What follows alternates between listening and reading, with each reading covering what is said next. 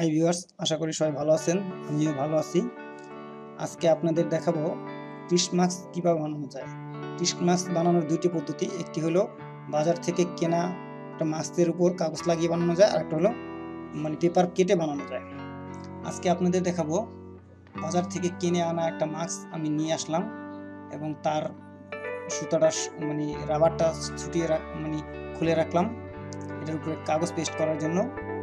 ঠিক আছে, এবার আমরা এটার উপর কাগজ পেস্ট করার জন্য একটা আইকা নিব। এটা আইকা নিব, যে কোনো আইকা হলেই হবে, সমস্যা নেই। তো আইকাটা আমরা পানি দিয়ে গুলে একটু পাতলা করে নিব।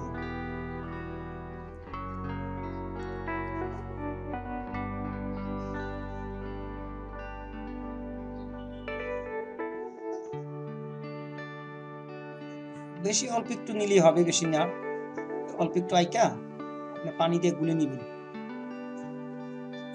বেশি পাতলা বার করা যাবে না, তাতে কিন্তু ধরবে না।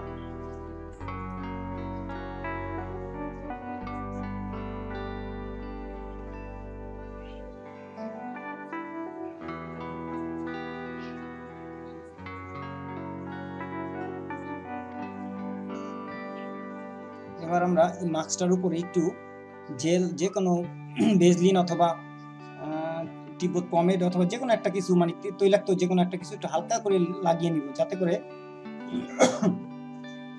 কাগজটা এটার সাথে লেগে না যায়। অবশ্য না লাগায়, তৈলাক্ত জিনিস না লাগাইলেও এটার সাথে লাগবে না, উঠে যাবে, কারণ মাস্কটা একটু পিছিল জাতীয়। এবার আমরা আইকাটা দিয়ে পুরো কাগজটাকে আগে ভিজাবো, আইকার পানিটা দিয়ে।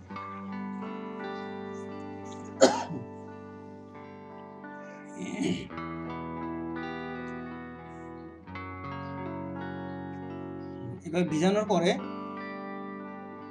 আমরা পুরোটা ভিজাবো, আইকার পানিতে ভালো করে আঠা লাগিয়ে নিব।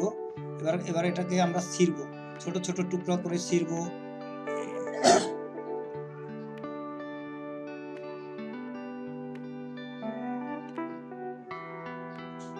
ছোট ছোট টুকরো করে ছিঁড়ে এটার উপরে লাগাবো,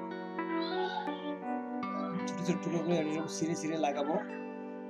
প্রথমটা একটু যখন পেস্ট করবো তখন একটু কষ্ট হবে, পরে আবার যখন এটার উপরে আবার পেস্ট করে 2-3 বার পেস্ট করতে হবে। এটা প্রথমবারে এটা আমরা করতেছি, পরে এটার উপরে আরেকবার করবো, 2-3 যতবার করবেন তত মাস্কটা মোটা হবে।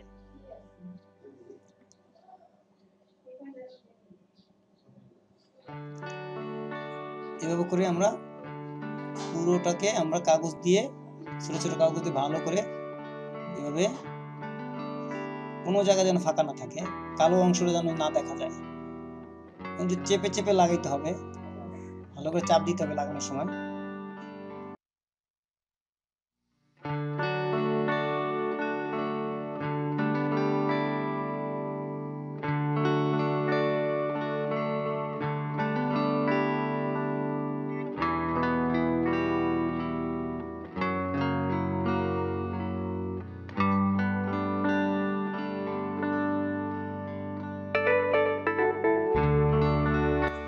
এবার ভালোভাবে রোদে শুকানোর পর সাদা রং দিয়ে একটা প্রলেপ দিয়ে নিব, তারপরে আমরা কালো রং দিয়ে একটা প্রলেপ দিব।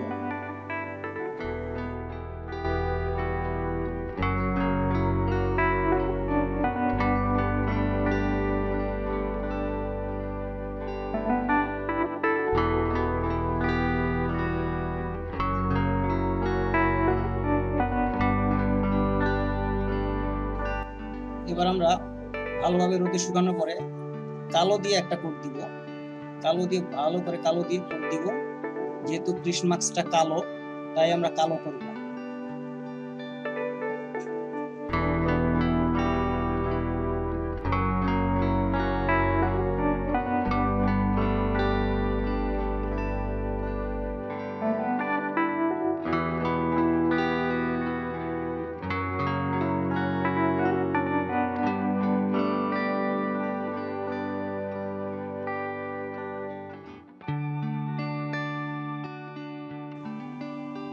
এবার আমরা উল্টিয়ে, শুকানোর পরে উল্টিয়ে পিছনে অংশে পেন্সিল অথবা কলম দিয়ে মাস্কটা মার্ক করে নিব।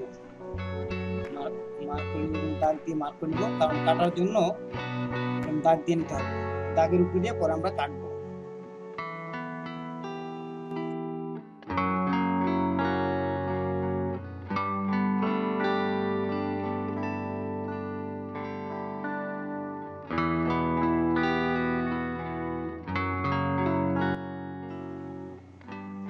আমাদের দাগ দেওয়া শেষ, মানে মার্ক করা শেষ। এবার আমরা এই দাগের উপর দিয়ে আপনার এন্টি কাটার দিয়ে অথবা কেচি দিয়ে কাটলে ভালো হয়, যেহেতু জিনিসটা লেভেল না, একদম সমান না, উঁচু নিচু আছে, এই জন্য এই কেচি দিয়ে কাটলে ভালো হয়।